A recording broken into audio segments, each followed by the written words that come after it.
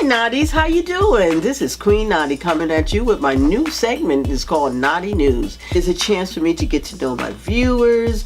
We'll be discussing, just a little naughty talk about things that are going on today. Boy, this week has been really a lot of things have been going on. You have to excuse me. I'm getting over a little summer cold, so my voice may be a little I may sound a little congested. But if you haven't subscribed to my channels, please feel free to subscribe and share. Well, first of all, I would like to give my condolences to Aretha Franklin and her family. I was very saddened to hear that we lost our Queen of Soul. There could only be one Queen of Soul, and that be Miss Franklin. I would just like to reflect on Aretha Franklin's, her legacy. I remember listening to Aretha Franklin music growing up, Respect. Her music was just not Aretha singing. It was Aretha Franklin.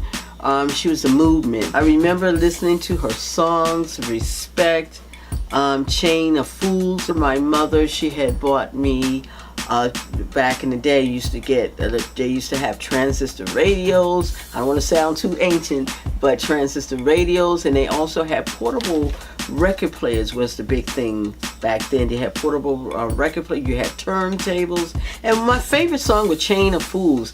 Back then, we used to have side 1, side 2, and they were on a 45 record.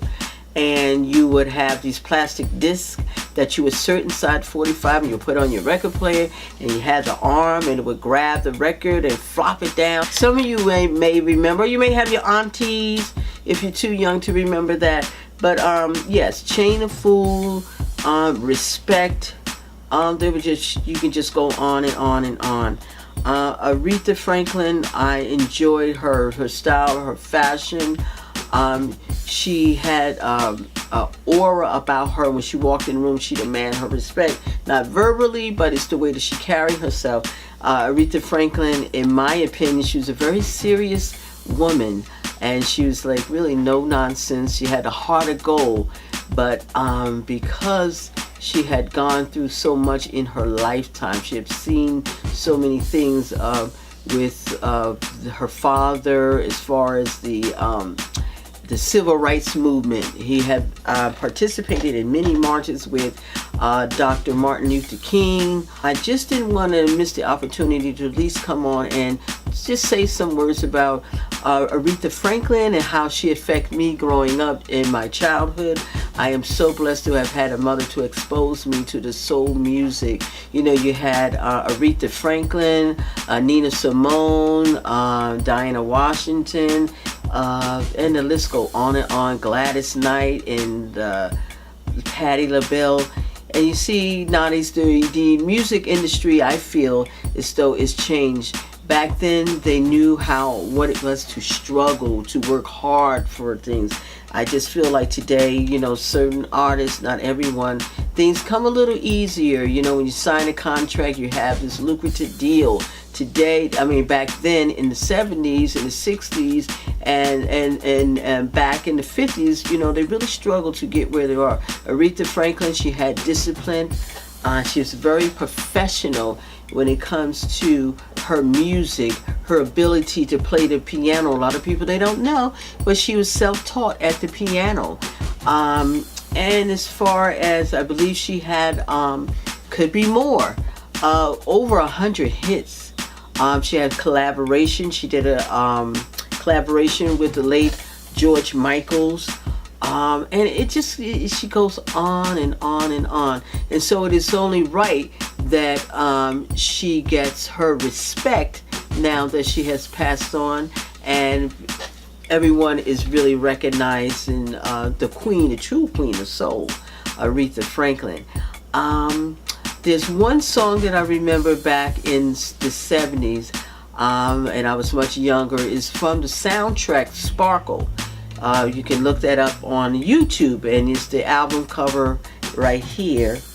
And she sings the soundtrack from Sparkle. And if you look into my heart, if you look into your heart, and there's another song on there, Jump. And those songs are dear to me because I remember one of my friends, childhood friends, had lost her mother, and that sound, it's funny how when you hear music, Nadi, that you reminded of what you were doing at that time. It gives us memory. You say, "Oh, that song reminds me of so and so. The song reminds me of my mom. The song reminds me of my father, or my grandmother used to play it, or my auntie used to play it." So it's good to know the good that we have this music today, which is timeless. And no matter what kind, whether we're into hip hop or whatever, a lot of artists, they go back into sampling because it's a history, it's a mindset, it's the time that we reflect on.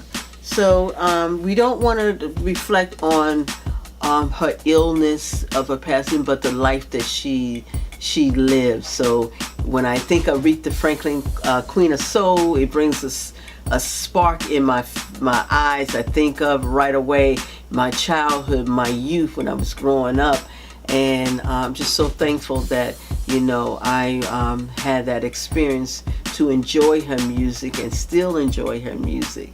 So she left a legacy for all of us to enjoy. So and we want to celebrate her life, and my condolences go out to Senator McCain. He passed away this week, and it was very sad to hear about McCain. I mean, he's an example of a true hero. I mean, because this gentleman, he's had really gone through some things in his lifetime, and he was fair. You didn't always agree. When the Senate were passing votes in reference to the health care, and he read through it, and he didn't agree with everything on it. He didn't just go with everyone because it was a popular decision. Is not, and this is why I like him, because he wasn't a follower. He was a leader, and a lot of people, they didn't have problems with him the way he was. He was really. They described him as being combative, but he was a true man of conviction. One of the things that I liked about Senator McCain is that he was a man that. If he liked you, he liked you. He weren't a follower. Some people, they sway this way, they sway that way. Wishy-washy people, which I can't stand, wishy-washy people. And there was a woman that he was at a convention during the campaign, and she had stated that President Obama was Arab. He was Arab, and she didn't trust him, and he corrected her. As a matter of fact, he just brushed her off. He took the mic away from her. He said no, and he wasn't going to feed into that. Some people like to feed into a lot of negative energy, and he stood up to her. He said, "No, I know he's a family man, and he's a good man," and he left it at that. Ask you a question. I do not believe in. I can't trust Obama. I have read about him, and he's an Arab. He is not. No, ma'am. He's a decent family man, citizen that I just happen to have disagreements with on fundamental issues, and that's what this campaign is all about. He's not. Thank you. And those are one of the things that really stuck in the back of my mind. And also, when we talk about heroes, this man has really sacrificed for his country, as well as other. He was a prisoner of war for 5 or 6 years, complete torture. And I just don't feel that you have to, because you were caught, that you're not considered, quote unquote, a hero. So, Senator John McCain and your family, I just want to give my sincere condolences to you. Complete admiration for what you have done for the country. And I just want to thank you. So tell me, Nadies, what do you guys think about Miss Omarosa? Yes, she has a book out this month, and it's called Unhinged. So tell me, what do you think? Did you purchase this book? Would you? What do you think? Omarosa, she's trying to get her as they call it, her cookout card, barbecue card. And people are saying, Omarosa, just because you're coming out with your book and all of these things about the president. This remind you, Nadies, this is the same woman that said that we would have to bow down to Trump, and I don't know. And all of a sudden, she has all these. She's bringing out all these issues. I mean, were they there before? So, what do you think about Omarosa book? I'm just curious to know. Have any of you purchased the book? Are you team Omarosa now because she has some news on the president? Or are you feeling like, why now? Why didn't you? All of a sudden now he's racist. Was he not racist before? And one of the points that she had brought out, she said she had a blind spot when it came to the president. I know she had some issues with the White House reporter April Ryan. Those two had some issues, and she was very disrespectful to her as well. Matter of fact, she tried to get her fired. Yeah, so leave a comment below. Let me know what you think about Omarosa. I mean, I'm not gonna. I mean, it is what it is. I mean, I'm just curious to know your thoughts on it.